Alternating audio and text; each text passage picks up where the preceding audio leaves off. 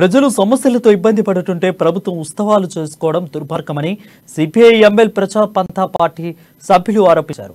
కొయ్యూరు పంచాయతీ పరిధిలోని మంచినీటి సమస్య వల్ల నిత్యం ప్రజలు ఇబ్బంది పడుతున్నారని, వారి సమస్యలను పరిష్కరించాలని డిమాండ్ చేశారు.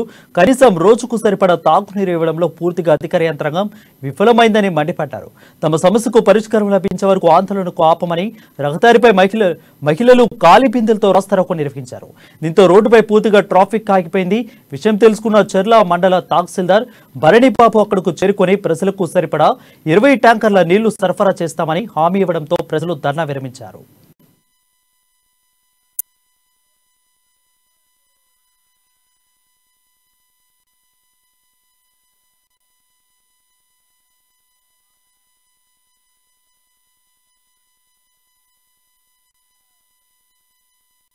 కొయ్యూరు రేగుంట సుందరయ్య కాలనీ గ్రామ ప్రజలు మంచినీటి సమస్య తీవ్రంగా ఉండడంతో ఈ కొయ్యూరు సెంటర్ లో రాస్తారోకో నిర్వహించడం జరిగింది. ఈ రాస్తారోకోకి సిపిఐఎంఎల్ ప్రజా పంథా పార్టీగా సంపూర్ణ మద్దతు తెలియజేసి ఆ పోరాటాన్ని ముందుకు నడిపించినటువంటి పరిస్థితి ఉంది.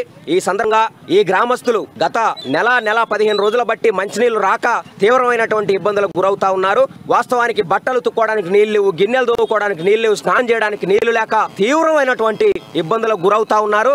అధికారులు గాని ప్రజాప్రతినిధులు గాని పట్టించుకున్నటువంటి దాఖలాలు ఇక్కడ కనబడడం లేదు.